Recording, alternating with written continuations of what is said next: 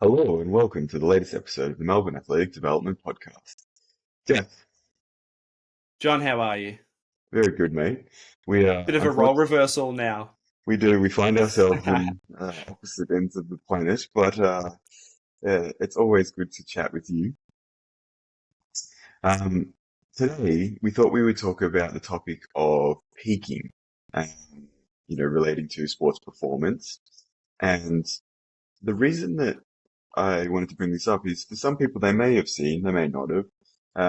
The other day I was slightly inspired to write a blog on peaking because, as most people would know, I'm over in Europe at the moment. You're home in Melbourne, and I'm over here with a couple of athletes competing across a series of competitions, some of which are still in contention for Olympic selection. And on the weekend, we had a competition in the Italian Alps in a place called Sestriere, and the results were extremely positive. We had some big lifetime personal bests from a few athletes. Now, one of the major reasons for that, and it's one of the reasons why we chose to go to that competition, was heavily associated with the fact that the thinner air altitude means the performances can be faster. And it's been well known for a long time. And this meet, one of the reasons that I chose this meet actually is because it's had a history of really good performances. Um, Hmm. and this is the first year that they ran an international competition again after about 20 or 30 years of kind of a hiatus. Um, and so as soon as I saw it was on the calendar, I thought, yeah, we're going there for sure because I think there's going to be Hmm. some good performances to be had. Um, I say this, but shout out to the organisers, particularly Sylvia, who was organising the meet. It was a fantastic meet. It's the best meet we've been to in Italy. Italy, unfortunately for Italians, and as most people know, my background's Italian, they're not good at organising things, that's for sure. Um, but Sylvia did an amazing job, so well done to her and her team. Uh, the competition went really well, as I said, so we had some really good performances. And I started thinking about it on Sunday morning, the day after the competition. We were waiting to do a few things, and I woke up early and I was, writing on my computer, and I thought, this idea of peaking where, you as the coach or the sports performance person or the person involved in the preparation of the athlete often gets confused by this notion of having total control over when the best performances come out. And I will be very open and say I don't feel like I have that level of control. And maybe I'm not good at being able to manage those things, and I'm willing to accept that wholeheartedly. But I just don't see it. I just don't have the philosophy that peaking is about these big manipulations of people's, volume and intensity, and we've planned it down to the minutiae of the minute that they're going to be ready for. And, Hmm. and the reason that I say that is, we had these lifetime best performances, and we went in thinking that that was possible. And the reason that I don't see it that way is, there's many layers to it, and we'll discuss each of them. But one of the key things that to me makes it seem like, you don't have control is our travel schedule was really bunched up. Right? We got in, what is it? Today, that was on Sunday, as I said. Sorry, that competition was on Saturday. Um, we actually arrived 8 days before that. We'd had a competition 4 days before that. And one of the athletes who ran significant personal bests was having such issues with jet lag. She was averaging probably 3 or 4 hours sleep a night, right? And, she was quite concerned, thinking like, I'm in trouble here. Like, I'm definitely not in an optimal position to run a personal best or to run well, even though she'd actually run a personal best in the first competition that we did. And not only, we flew to Milan initially, and then 3 days later we went to Oslo. So, it was a 6 hour travel day as well. Then Hmm. we flew back to Milan, which is again was another 6 hour travel day when you add in travel to the airport, getting to to Milan, waiting in the airport, getting back to your accommodation. And then going from there, we had to drive to Sestriere, which was about a 4 hour drive in the car. Hmm. So we've had all of this travel, we've had, no sleep and then performances, at a really high level. And the conditions, they were good. They set the track up to have tailwinds and its altitude, but it was cold as well. That Hmm. they've had unseasonably cold weather in this region. Um, so it was only about, the sun was out, which was nice, but it was only about 14 or 15 degrees. Hmm. So as soon as the sun went behind a cloud, it was really Yeah, you quite felt it. cold. Yeah. And it just made me think, it's really not this magical idea of like, I've orchestrated this to this level of so much Hmm. control, because it just doesn't feel like that. And I know that you and I have spoken about this a fair bit, but to me, it's, and it has been for a long time, and I'll explain why, that peaking performance is really about making sure that you have the major KPIs or key performance indicators, or if we're going to use the vernacular that you and I have used quite a bit related to complex systems, you have the key modulators of that system functioning at a high level, and in sprint performance, there really is only three, and I'll talk about this in the blog, but we can talk about it in more depth. There's really only three key areas that need to be, functioning at a high level. What factors influence that can be, more like a multitude of things. But the three key factors is, do you have an effective acceleration? I.e., can you get from zero to a really high To you, efficient top max speed? speed. Yeah, yeah. When you've reached your maximal velocity, can you um, create high levels of forces in a coordinated fashion to, attain a really, really high max velocity, very fast landing velocities, very, fast ground contacts, very elastic in the way that you cover the ground. And then the third thing is, can you maintain that maximal velocity that you've created? If you can, Hmm. if you've got those three balls up in the air and you can juggle them and they can stay moving nice and quick, then you've got all of the features that you need. The thing Hmm. that brings the best performances out is not this magical manipulation of, say, their training loads, um, uh, or even the magnitude of their training. It really is just you putting them into a competition where, yes, you need to make sure that they're not so fatigued that they can't actually maximize on those key performance indicators. But really, it's the external factors. It's, the weather conditions. As we speak about all the time, things like, for instance, the wind, Hmm. all those kind of things. It's related to the facts of the track. But one of the key ones is like, what kind of competition is it? Is it a competition that brings up the arousal of the athlete? Even if they're in really excellent shape, it's often very difficult for them to perform at a high level if they're running against, people that are a much lower level, or even sometimes a much higher level. You kind of want people that are around your level. Um, so it, in many essences is more to do with, do you have these features, maximized and optimal, at a point where they can contribute because of the external factors, uh, at a high level. And I know that, jump in whenever you're ready. Yeah, I yeah. know, I know that Well, you mentioned, like, before we were talking, like this idea of people talk about the quadrennial of yeah, yeah. Olympic cycles. And I thought you brought up a really interesting point. Did you want to? Oh, yeah. Well, look, I think particularly for athletes who have reached the peak of their performance, and they base their cycles around Olympic cycles because they know or feel confident they're going to get to another Olympics, is the idea that if in 2023 you're performing badly, and to say, well, you know what? Doesn't really matter. I mean, like 2024 is the year for us to reach our peak. That's what we're working towards. That is probably about the most naive and ignorant thing I imagine you could think as a athlete or as a coach, because ultimately the performance that you have from session to session, from competition to competition, is not so much about going, oh well, here's the end goal in 1, 2, 3 years time.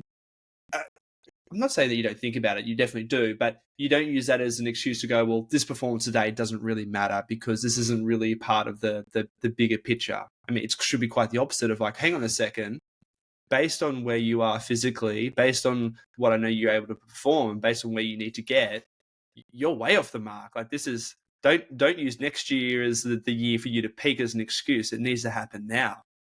But I could, but well, go on, John. no, I was just going to say, I'll let you finish, but I think the only time you can think like that is exactly what you said, where you know that people are, and I'll tell a story I think I've brought up before, but when you know that you're basically Olympic gold medal favorite, if it's in sport, you're a Yeah, premiership sure. favorite, and you can actually afford to stay in, say, a higher, load of training. But for most people, they don't have that luxury. So you've got to use your opportunities to maximize your performance throughout the year. Yeah, finish what you were saying, Jack. Well, actually, and these are probably a few things that we can explore, because I know you've even had some experience with some of your older athletes before, of they don't actually reach the level they're capable of until the competition is at a certain expectation or level. But the other thing I think about too with this example is when you think about different variables or constraints associated with performance of that hierarchy. Because the way I look at it is, I guess you're doing the things to make sure that they have the right physical attributes and tools to be able to perform what they need to do. And like, going back to this, the basic physics of, can you accelerate to this certain speed by this point of the race? Can you maintain that? Um, and then there's environmental factors, like you said. And again, they're out of your control. Some of them were in your favor, like you said, or some were in the athlete's favor. Some of them weren't on that day. Then I think about the psychology, I guess, too, because ultimately are you able to achieve a high level when you need to? And it's an Mm, interesting example, because the reality is there are certain factors that would make you think otherwise. There's been a lot of travel. There's a change in time zone, a lot of fatigue due to disrupted sleep patterns, and these are all things that can affect both our physical and our psychological state.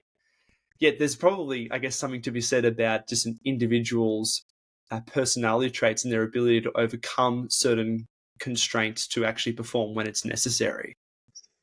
I think that that's huge, and I think that that's a key factor. Like, I spoke to one of the athletes about it, because she said, "Oh, I read the blog," and she goes, "Oh, I thought it was interesting." And I said, "There's a common occurrence that we see with junior athletes where they go to, and you've been involved in this. You've seen the schools competition that we're involved in doing some of the physio for. Um, but it's both that, and then you see they have a competition, say, called the All School Nationals, and then the junior nationals as well.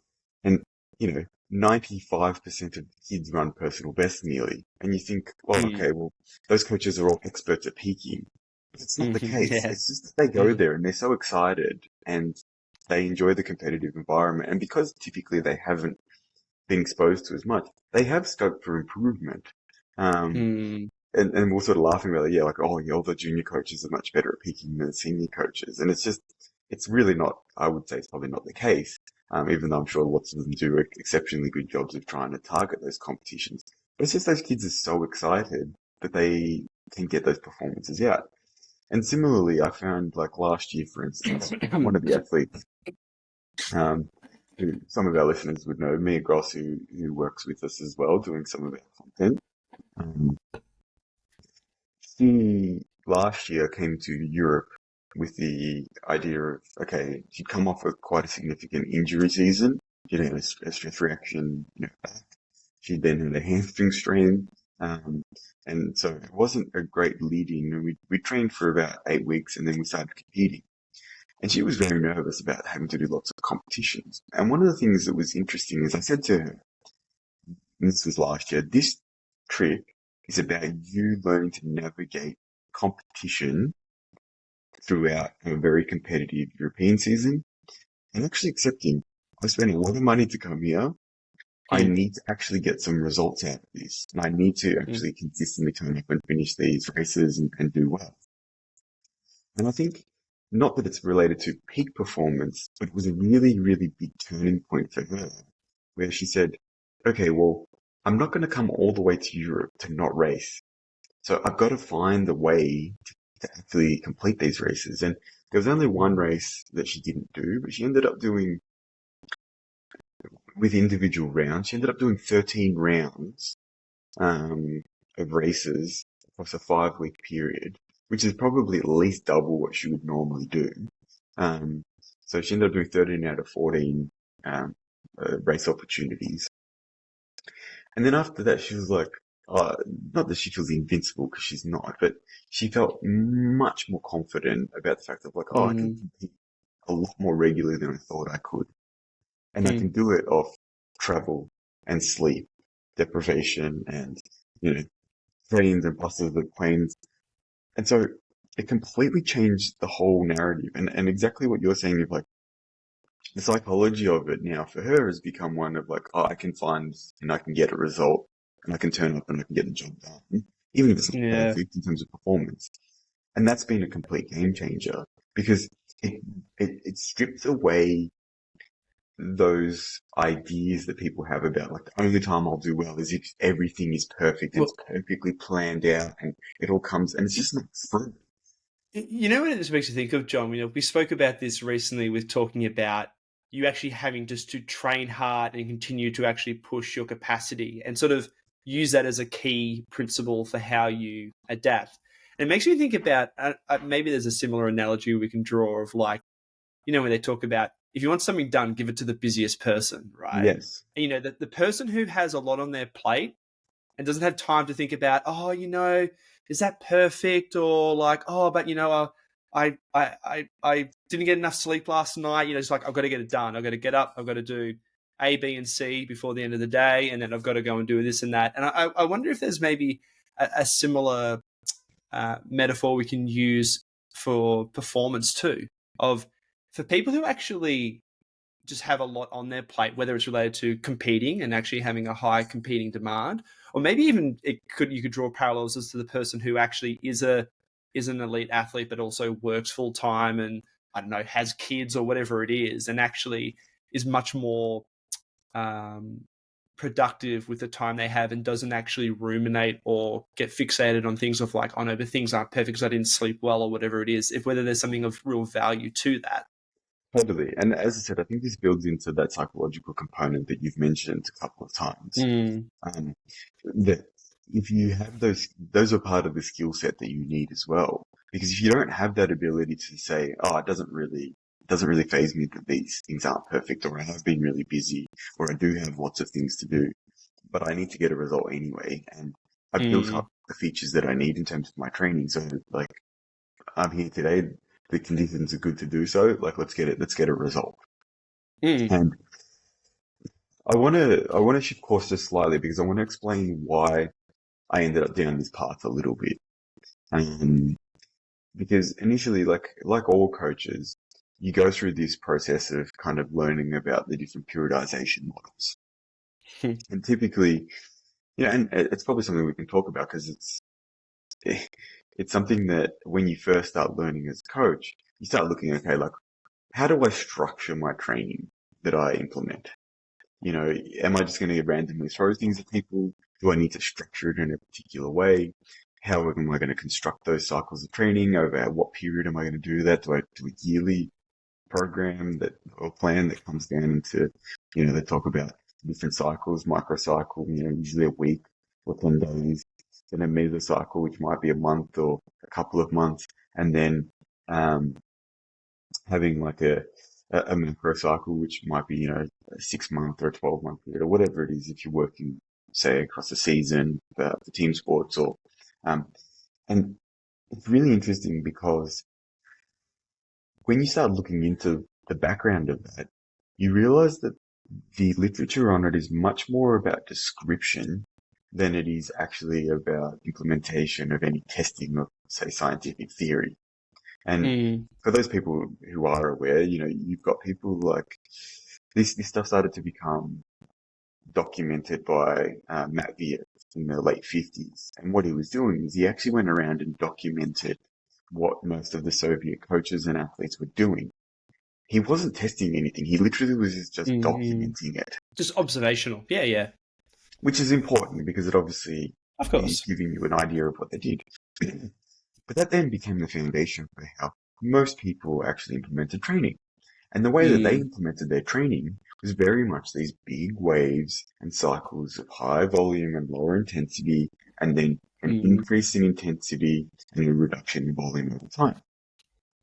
And whilst on at a simple level that makes perfect sense, it's not the only way that you can do it. And then we started to see different models start to be implemented. People like the description of, vitamin serums, stuff in block periodization, where you do blocks of intensification of certain parameter. So you might not do Mm. every sort of KPI, you just do one or two, but you do it really intensely, and then you move to the next one. And you would do them sort of in a step phase manner, where you sort of go, I'm going to develop, say, strength, and then I'm going to develop power, and then I'm going to develop speed. Right? And you might really intensely introduce those. And then we started to see models on top of that start to be created in what that people call vertical integration, where all of the features are being trained, but they're done in different proportions. And what we've described as people like we've spoken about a lot, someone like Anatoly Bondarchuk implemented, this idea of a complex training system where all Mm. features are being trained. And he was so um, strict on the KPIs, is he would train all of those features within the same training session, not even across like a training period or say a microcycle. He would say like, if for instance he was coaching sprints, he would coach the acceleration, the max velocity, and the velocity maintenance all within the same session. For him, he was a Mm. throws coach, a hammer throw coach in particular, but he would do all the features that were needed for that. And if you needed to separate it, which sometimes he did, he would do it across a couple of sessions. But typically, he would try and get most of the features done. So the way that they structure their sessions is really interesting. They're usually pretty short, but he would often have them train twice a day. And he would do, the most important thing being throws, he would do that first. Then he would do activities that support the throws, maybe like heavier implement throws. To say, the hammer for the men is 16 pounds or 7.26 kilograms. And then he might throw, if it's early in the season and he wants to do something that's developing more strength, he might throw a 9 kilo hammer for a few throws as well. Then they would go and do, some, like Olympic lifts or plyometrics. And then they would, go and do some general strength stuff. And then they would do some general preparatory items. It might be like flexibility work, or it might be some core Mm. training or whatever it is, which to me is really interesting because it's a way of integrating all of those features. Mm. And this is a very long story of basically saying, when I realized this, I was like, okay, there's really not one way to do this. You can structure your training session, you can structure your program in a very, very, very different way. What is the key feature? And what the key feature became was something that we've discussed a lot, which is, are you optimizing the capabilities of that complex system? And much of this discussion, for the people who want to get into the weeds a little bit, I would refer you to start reading some of John Kiley's work, Kiely. He started writing some things probably in around 2007, 2008 that were really questioning, okay, where is the structure of periodization, and what is the literature, and is it actually robust, and is it not? And he starts to put in the question, and I remember reading it and going, oh no, like, I, I don't understand anything anymore. And if you're early on in your understanding of, say, sports performance programming, I would really encourage you to read it, because it will push you. It will ask you to ask yourself some questions that maybe you haven't thought of yet. And it can get difficult because at times you think, okay, this is too esoteric. Like, I need some substance, I need some structure. Mm. And, we've spoken about some of his work before, but one of the things that eventually it came to was, for us, it's always been about understanding, how do I get this individual from here to here? And, we've spoken about it a lot, that the only way to really shift, well, there's a couple of ways to shift a complex system in terms of how you structure it, but the main one is you have to apply stress to that system. And so you've got to think, okay, what's the current capability of that modulator or KPI? So their ability to accelerate, and there's lots of features in there. Are they coordinated? Are they powerful? to understand the movement, just all those things.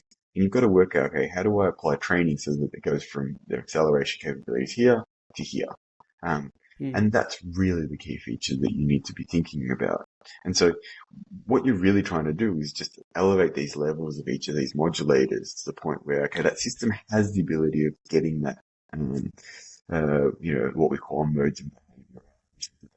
Accelerate quickly, consistently, and do it in different conditions. Yeah, the thing I think of, John, too, as you talk about this concept of periodization, is there's the argument to be made about different models.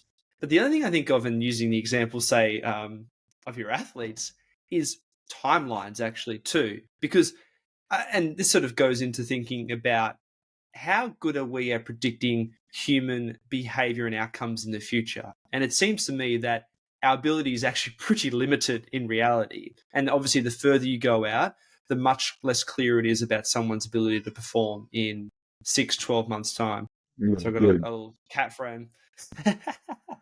um, but, and so that's the thing I think about straight away is the timeline. And the other thing that makes me think of then too, John, is how that influences the kind of training that you do. Because it seems to me that there is a bit of a risk that you take if you really refine and focus only on one part um, of your training within a particular, micro meso cycle of 2-4 weeks. Because the reality is, if you're only focusing on one particular thing with the idea of, oh, well, then in the next cycle, I'm going to focus on this, and next cycle, I'm going to focus on this, you're putting a lot of risk on what happens between now and then, as opposed to the idea of like a more complex training model where you're actually continually watching multiple things. You may be focusing on one or two things that you think is more important, but you actually are continually getting feedback, which to me, like at least, I guess, it feels more, you're able to make more better real-time decisions, because I feel like the more that we try to plan in the future, the less we are at being able to predict where that person is at that point in time. And that's obviously important when you think about, oh shit, actually they've lost A, B, and C, which are really important modulators to their performance. totally. And I think that to me was, and like I said, from a position of, like trying it and feeling exactly what you mentioned, like that disastrous feeling of like, they actually have lost that level of performance across these features. Um, Mm. and the biggest And what thing. that does, not just from a performance standpoint, but also an injury standpoint too, I think. Totally. And I Yeah. think that's one of the key features that sort of shifted me more towards this complex model. And I want to talk about the other Mm. the other thing that caused me to think about using more of this kind of complex model. I won't say that you can't use these other models and get really good results. It's not actually one is better than the other. It has to be Yeah.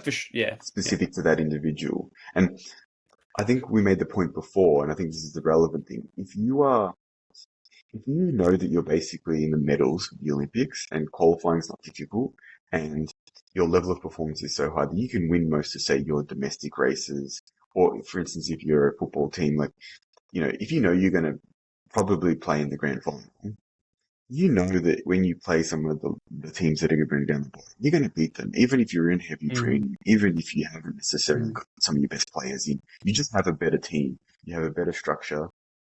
Um, uh, you're actually a better performing unit.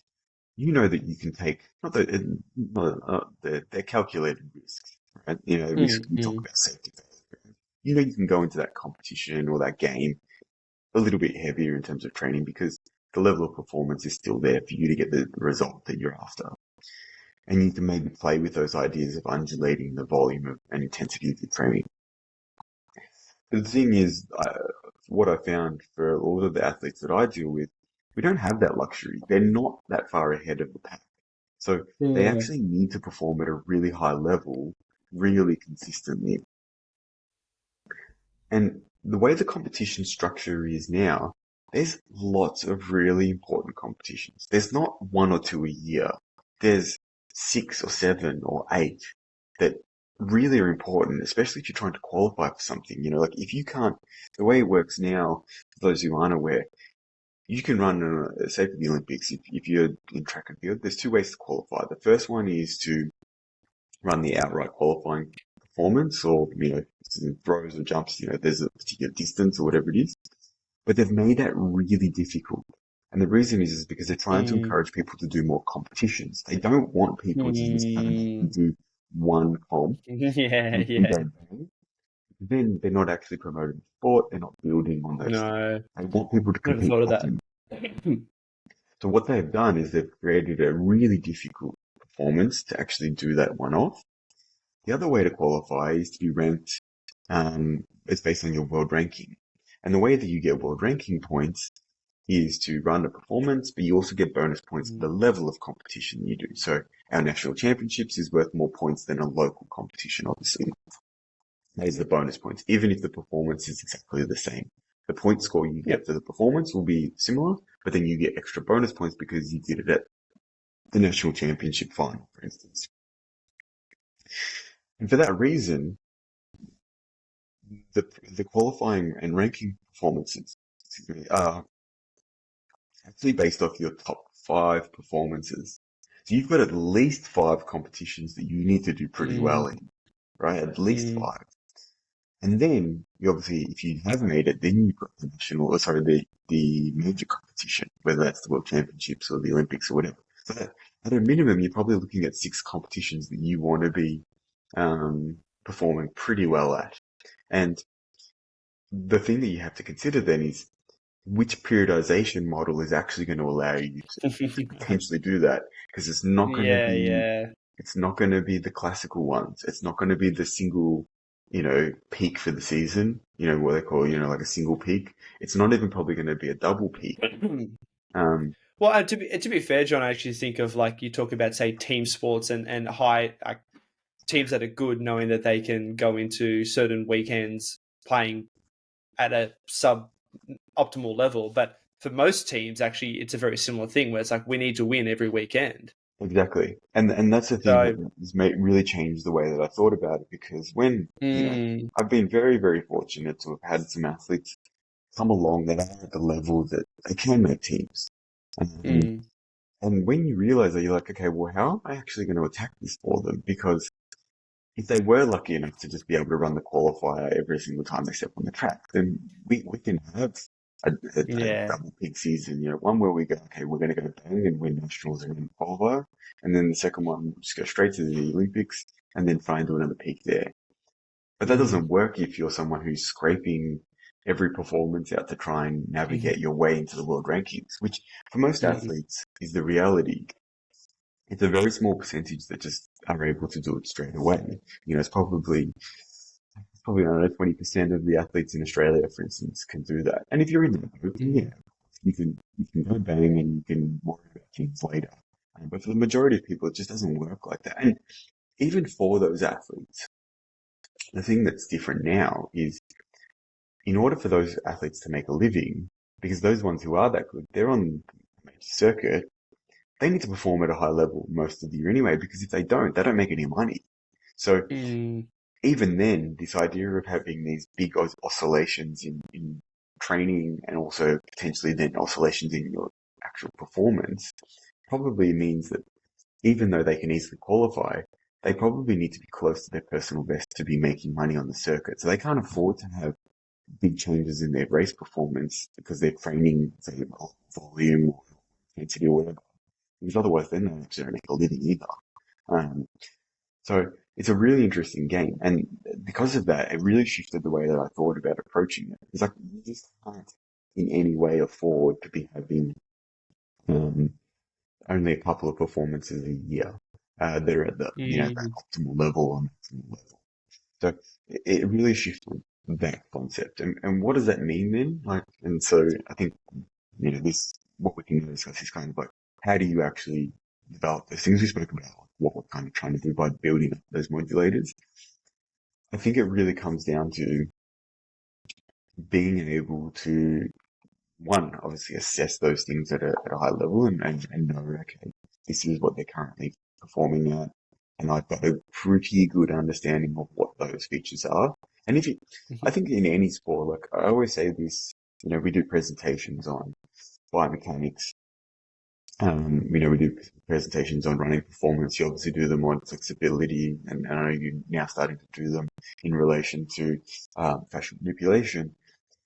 The biggest key thing then in all of those discussions that we always have is like you need to be able to measure things, and you need to know which are Mm, the important things to measure.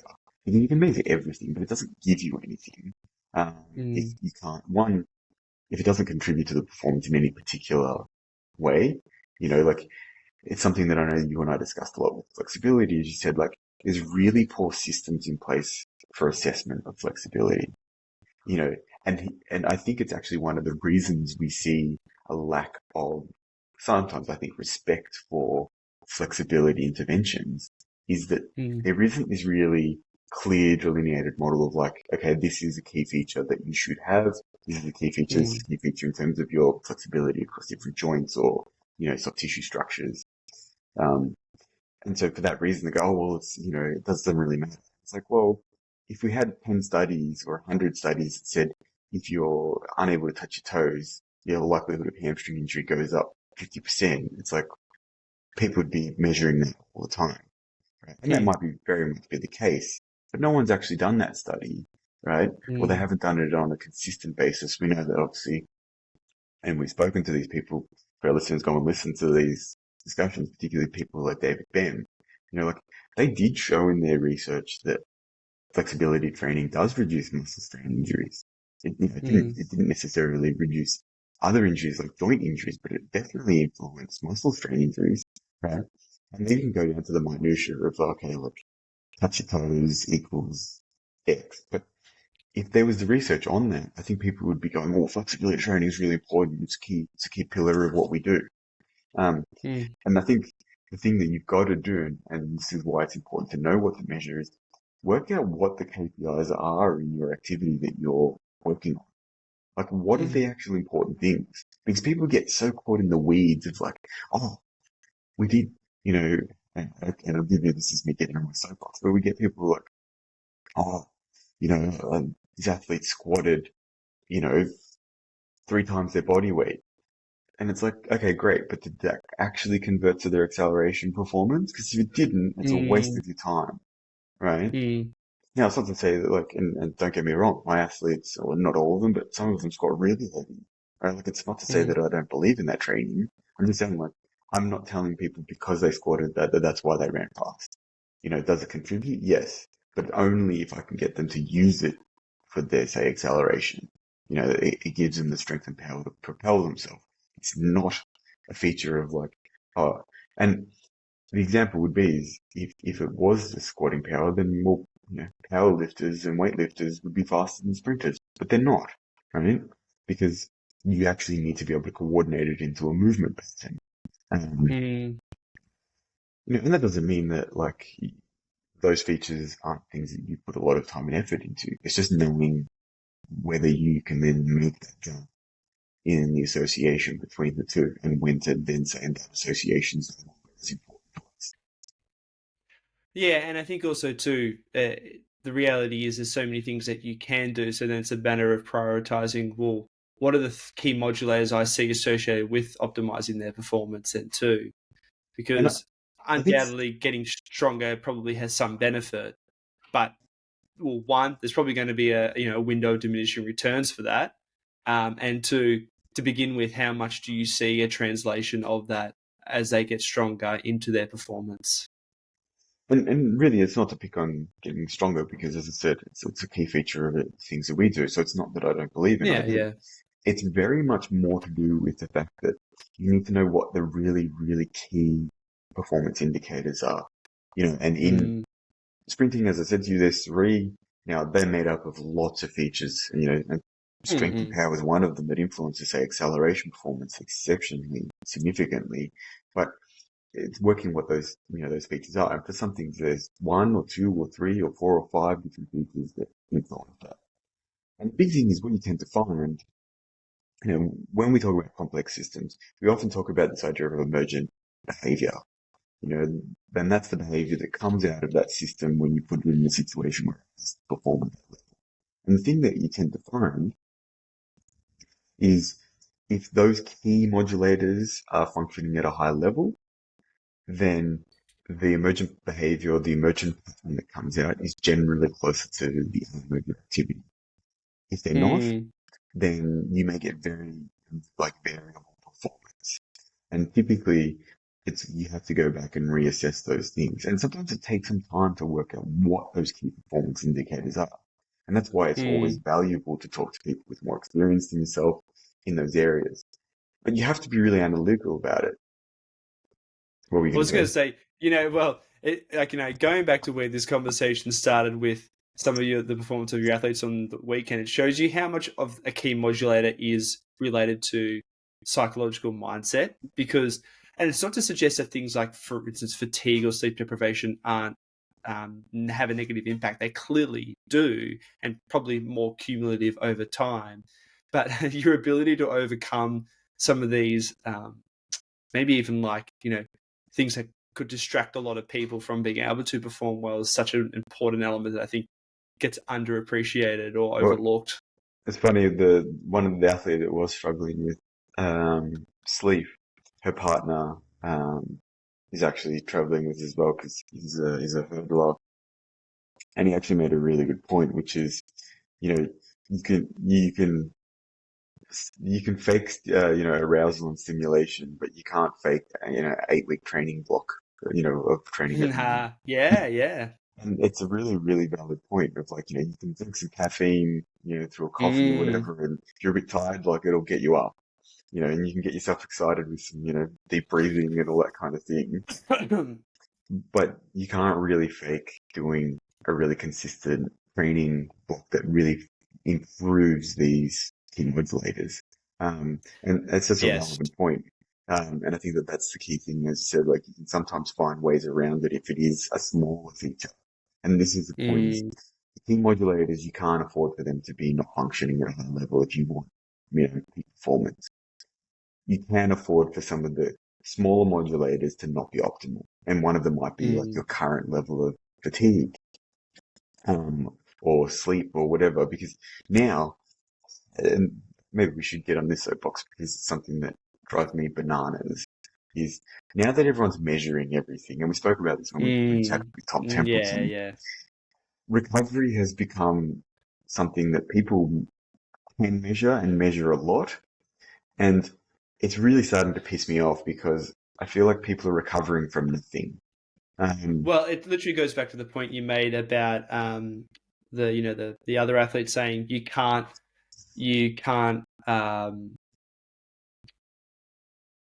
weeks of training is not something that and that is the underpinning factor, is what I'm trying to say, yeah, is the idea of recovery does not supersede the preparation. yes. And And uh, it's a very important to make sure people understand that hierarchy. I think that's the key thing, like, and then that's a key feature that I think if you're able to um, get the understanding of the key things that influence the performance of your athletes, then what you're going to do is have a much better probability, a much higher probability of the emergence being closer to their peak performance. And since it's ultimately Mm, going to influence that is clearly going to be, some of those external factors you spoke about. What's the level mm, of mm, competition? Are they excited by it psychologically? Are the weather conditions good? The wind, all those kind of things. They're going to be the factors that really influence that.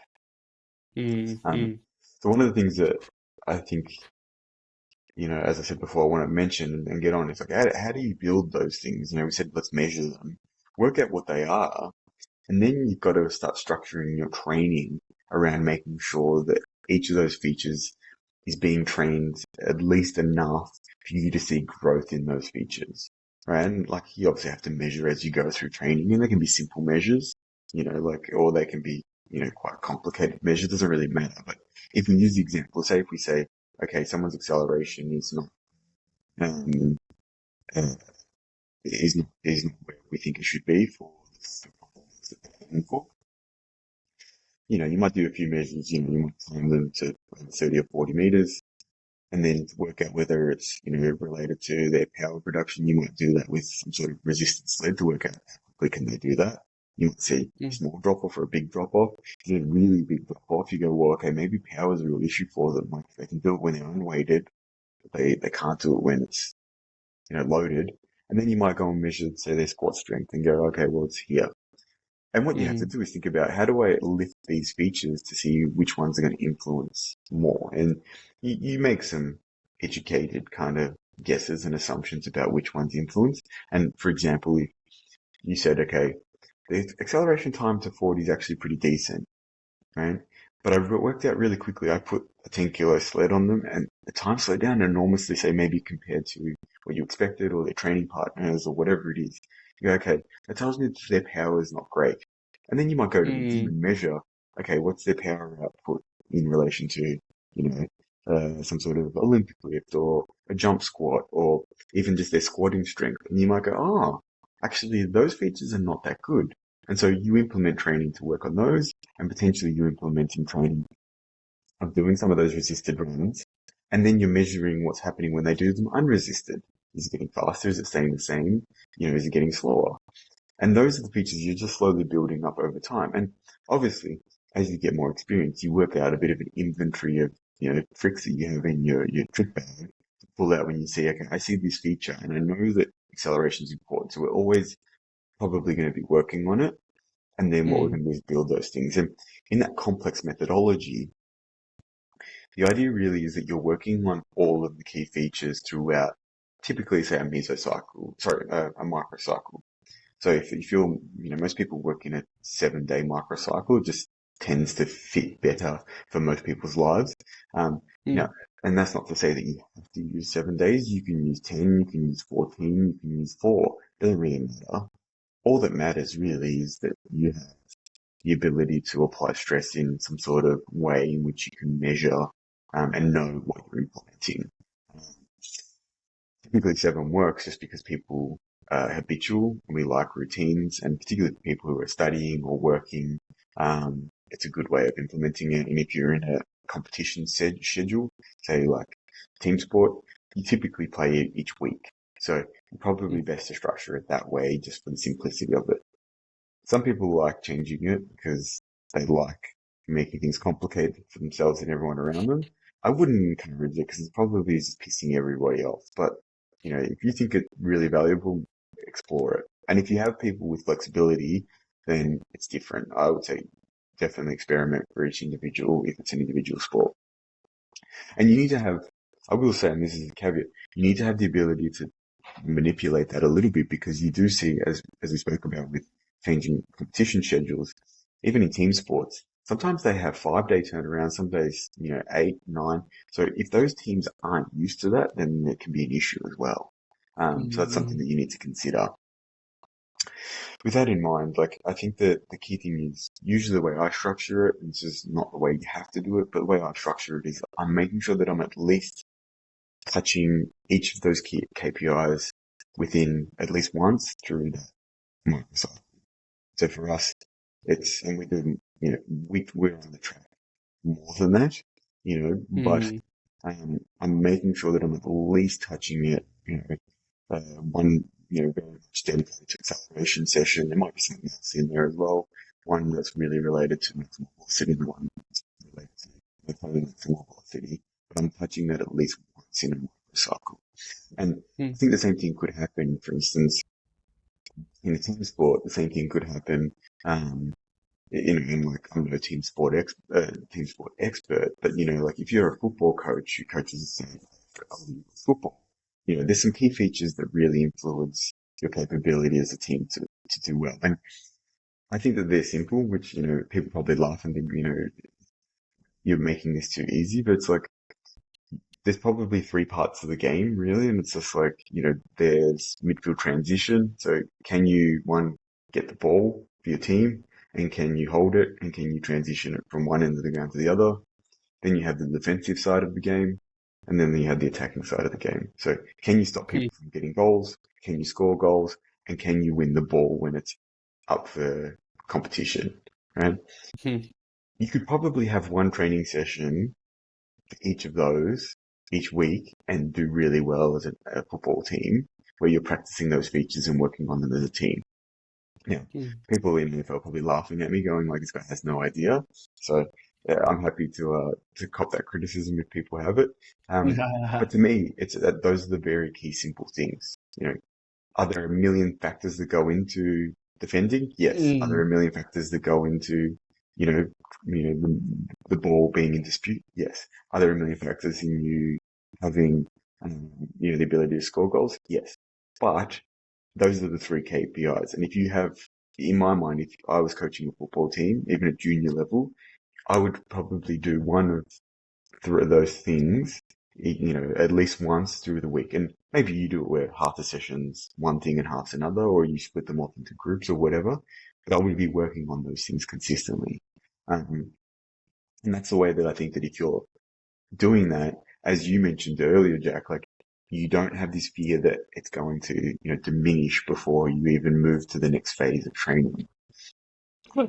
Well, Um, I think also too, like, if you're not in touch with those other, like, all the different key factors you think associated with performance, it's a bit of a scary prospect to be like, oh, where are they with their, metabolic conditioning or their strength or their speed or their, ball skills if it's a team sport, whatever it is. It's something that I think you feel like you're taking a bit of a risk if you're going too far away from certain key performance indicators. Now, I will say, and this is something that we have discussed before, if someone reaches a certain level of performance that's high enough, you may need to heavily intensify a particular area, like because we've spoken about stress and how we habituate to Mm, that stress and we have that sort of, as I said, like mm, topic kind of behavior to if we keep maintaining a certain level of stress magnitude, you may need periods where you need to intensify those things. And the way that you do that is, like some people call it like an undulating system. Um, but really all you're saying is it's not that you drop those other features off, it's just that you're maybe intensifying on the other ones, like on the one that you want to work on. You can mm. do it in what Isserin, describes as being a real block heavy model where you're really working on that one feature because you want to go super deep on that. But I think, as you said, it still risks you having that potential to drop off on some of those other ones. And the way that I get around this generally is I'm always just looking to gradually grow each of the capabilities of each of those features over time. Um, so it's something that I haven't spoken with people a lot about, but I see that when I start training, I want it to be done at a, say, particular intensity that's I think is correlated with the KPI. And then Mm, with volume, I actually look to increase the volume across the training period. Not like we don't start with more volume at a lower intensity and go, you know, towards higher intensity and lower volume. I actually started with the intensity that I want or pretty close to, mm, and I'm mm, actually trying to grow the capability of doing that. So say, yeah, as a silly mm, example, if you're doing, say, accelerations with sled runs, we did those yesterday, for instance. mm, When we started the pre-season with some of the people still back in Melbourne, we would only do, say, 6 of them. And then after a cycle or two, they'd be doing 8. And then after a cycle or two of that, they might go to 10. And eventually I would like them to get to maybe, say, 12 um, accelerations using the sled. mm, Now, that is, I think, in contrast to the way some people do it, because they're always thinking, no, no, we'll start with more, but and then we'll slowly work our way down, and the intensity will go up. I try and keep the intensity there, and I try and grow that feature because I want that KPI. So if it's a modulator, it's here, I want it to expand, so it becomes mm, much more robust, and it means that if I'm looking at what emergent pattern's going to come out, it's like, well, they're really good at producing a lot of high intensity acceleration performance. So I'm more confident that that's going to come out in the competition. And if I only do a little bit of it, but it's really intense because maybe they haven't had enough practice. And so I'm looking, mm, well, if they can do 12 of these or 15 of these, I'm not concerned that one, they're going to fatigue from that performance, but also I'm pretty confident they practice enough that they can then implement in a competition setting. And that to me is something that probably has changed. And you've got to do it gradually because each person has a certain training history behind them and you've got to listen and you've got to learn from what's happening around you. But it really gives you the opportunity to expand on those things so that, as you said, Jack, like you can be confident, but it's like, no, well, we started, we could only do it's just metabolic conditioning. Like, you can only do 5 sets of 2-minute runs or something, but now you can actually do 15 sets of 2-minute runs. So we're pretty confident that Mm, the, metabolic conditioning in relation to those aerobic runs is better than what it was when we started. mm, Rather than going the other way around, which with classical, it's like, oh, we started with 10, but at a lower intensity. Now we only do 5. It's a higher mm, intensity, but you're like, oh, well, we're preparing for the marathon. Like, it's like, you should actually be growing that. mm. I always think that it's a separate topic, but I always think that's an interesting thing about, say, marathon preparations. A lot of people do that big undulation. They go up to, 35 kilometers or 38 kilometers, and then all of a sudden they drop everything off. And I think, well, maybe that's not the best way to do it. Maybe you should just be consistently growing Yeah. throughout. Do you think that also depends on the maturation of the system, like i.e. their training history? Like, Yeah, is that really more for the experienced athlete with a good training history and has a robust physical capacity? yeah, totally. And we've spoken about that before. So Mm. a lot of, this is the big caveat, and it's good that you brought this up. This is for people who have training history behind them. If you're dealing with a Yes. immature athlete, and we say immature, not psychologically or emotionally, we're saying, that hasn't been No, exposed to a no. lot of training and biologically they're younger, you probably want to sequence things a little bit more.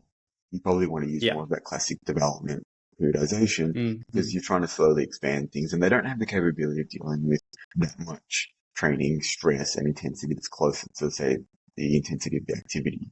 Um, but in saying that, though, like, one of the things that works really well in team sports is like just getting the kids to play a lot, which really yeah, that's is true. very close to the intensity. You just like play the And game. They play totally. basketball and Yeah. they just like, all right, we're just going to play They're all basketball. out. Yeah, so Yeah, yeah, that's a good point. you have to put that in context, and for them, maybe Mm, it's not developing some of the underlying features that influence that modulator, but you let them play, and you design the games in ways, talk about constraints-based learning.